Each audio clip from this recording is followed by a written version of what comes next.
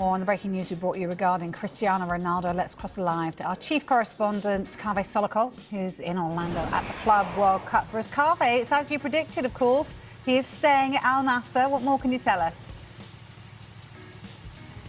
Yeah, we told you yesterday that he was very close to agreeing to sign a new contract with Al Nassr, and Al Nassr have just announced that that contract has been signed.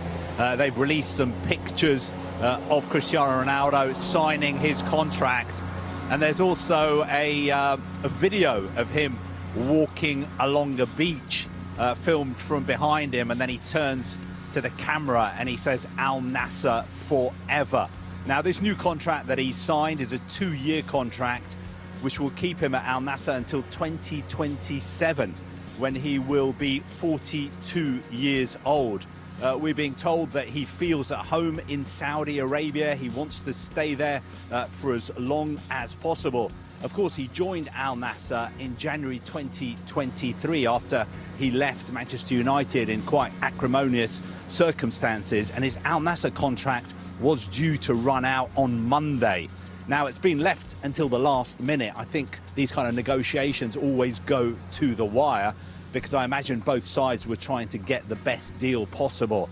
Regarding his wages, it is a closely guarded secret in Saudi Arabia how much he earns, but he is generally regarded as being the best paid player in the world. And when I've spoken to people in Saudi Arabia and put it to them that he's on wages of around 200 million euros a year, which is 170 million pounds a year, which is around 3.2 million pounds a week, I have not been steered away from those figures. I think he really is the best paid player in the world. I think the only other player who comes close to him is probably Lionel Messi. He's got this contract with Inter Miami, and he earns obviously a lot on top of that because of the commercial deals he has with the MLS and Inter Miami.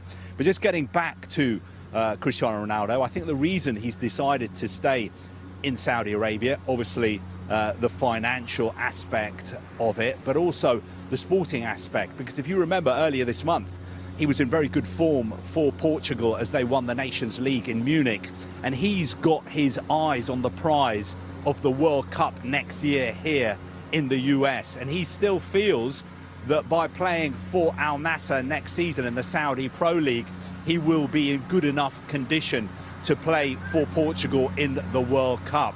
One other thing to tell you about as well is I'm also being told that he likes life in Saudi Arabia so much that he's also considering making sports investments in the kingdom. Goodness me. Well, like you say, and I can think of 170 million reasons as to why you perhaps would stay at Al Nassr. I mean, look, just explain to those people who are just joining us why he isn't playing where you are right now in the Club World Cup then.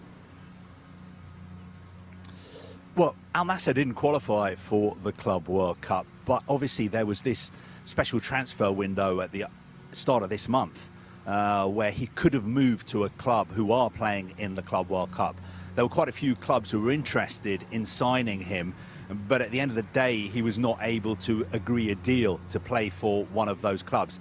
I think Cristiano Ronaldo, being Cristiano Ronaldo, he would only want to sign for a club who had a good chance of winning this competition. I think it would have been a dream come true for FIFA if he had decided to sign for a club who were playing here, because they've got Lionel Messi. They wanted Cristiano Ronaldo as well. One club he could have moved to, of course, would have been Al Hilal, who were Al Nassr's rivals in Riyadh.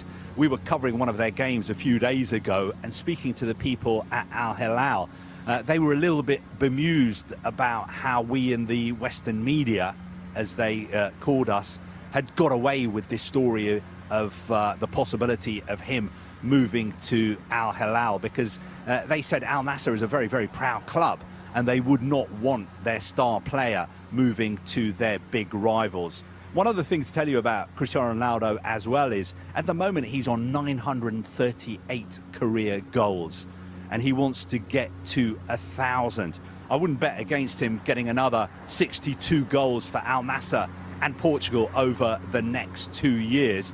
We've just had a quote from him as well about his new contract.